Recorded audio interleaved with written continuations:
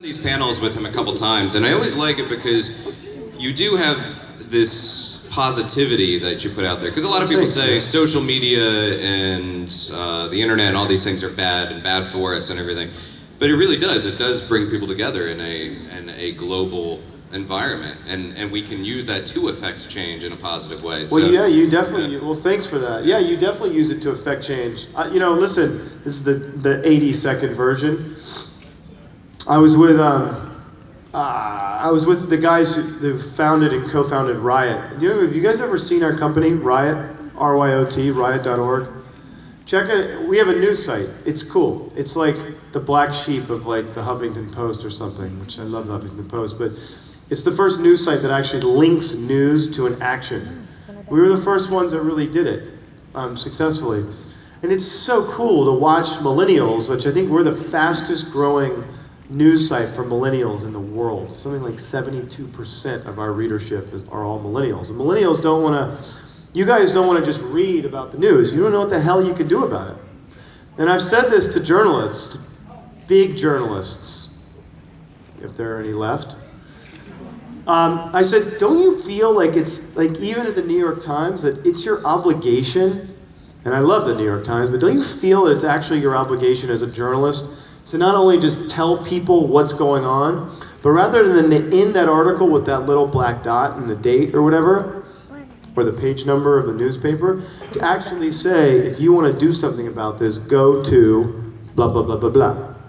Don't you feel like it's your duty at this point in life to do that? And Matthew Bishop, who's the New York bureau chief of The Economist, it's like, I'm a total geek, but that's one of my favorite publications in the world. He moderated this panel at South by Southwest, and he kept saying, I keep hearing this word as slacktivism.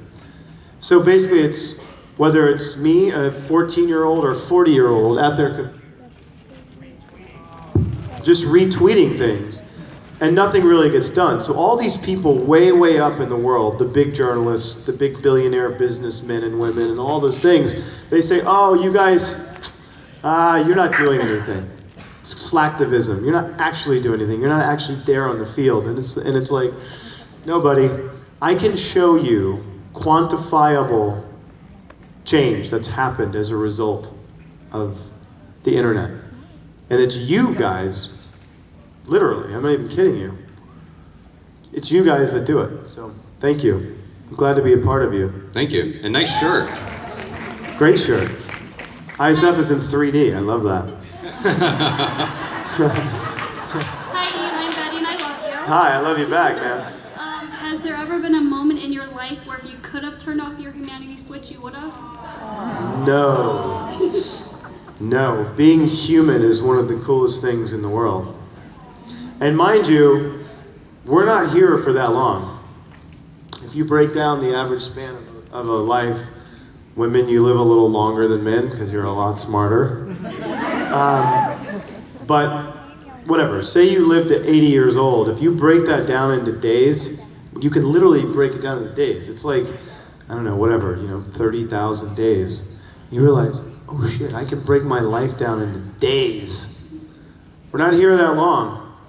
So I'd rather be human the whole time because in another, 50, 60 years, if I'm lucky, I won't be human anymore. I'll be something else. Thank you. Thank you. Thank you. Hey, I'm Deja. Hey, Kimbrough, you should remember that I plan to be famous. It's in here. Be on the Vampire Diaries. One day, you should let me be on there. But come on, baby. You don't want to be on the show, but come on.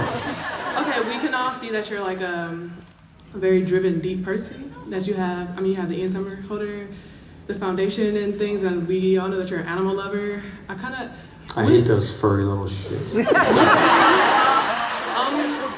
What drove you to be like such a deep person and deep character Boredom. person? No, hey, listen. Every single one of us has the capacity to think as deeply or profoundly or as we want. It's instinct for the human brain to think. It's all we do, really, if you think about it. But we, because we're a smart species, for the most part, we built this magnificent structure. We are so afraid of what's in here that we do what? We confuse ourselves and distract ourselves with a lot of noise. Tons of noise. I want this new car. I think it's going to make me feel better. I want that new jacket or dress or whatever it is. You know what I mean? I'm going to read something really quickly. We distract ourselves with a lot of noise. I don't know if you've ever seen like a horse grazing in a pasture or a wild Mustang or something.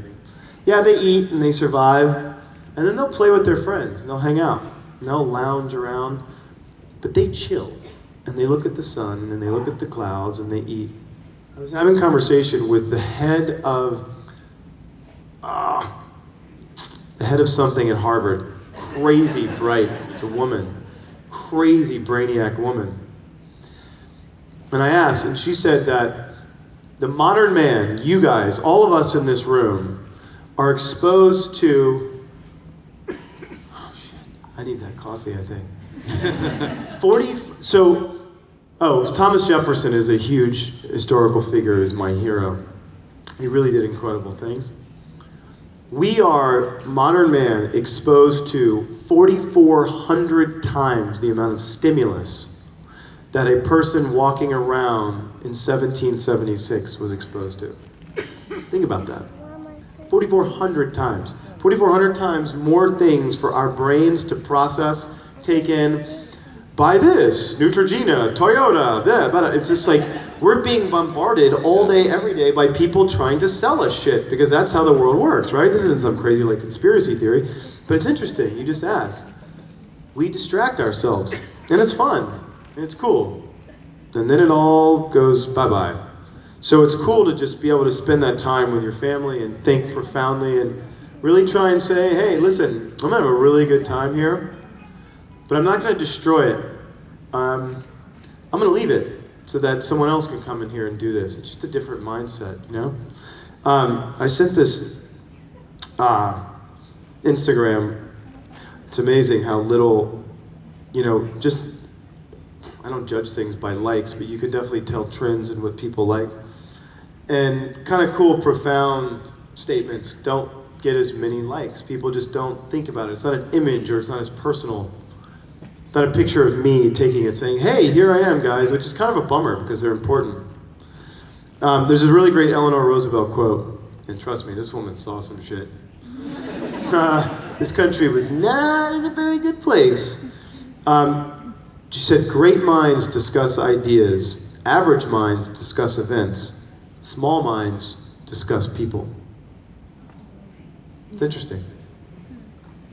Thank you. Okay, can you just say I No! love you, Deja Kimbrough, please? Who? Hi, Deja Kimbrough. Hey. You rock, man. There you go. Thank you. Sorry I'm boring the hell out of you guys. Wait, is that open to the outside house? Oh no, that's closed off. That I just saw some guy in a terrible coat, if and they I were thought, standing yeah. outside. Hey, Hi. you look so unhappy right now. No,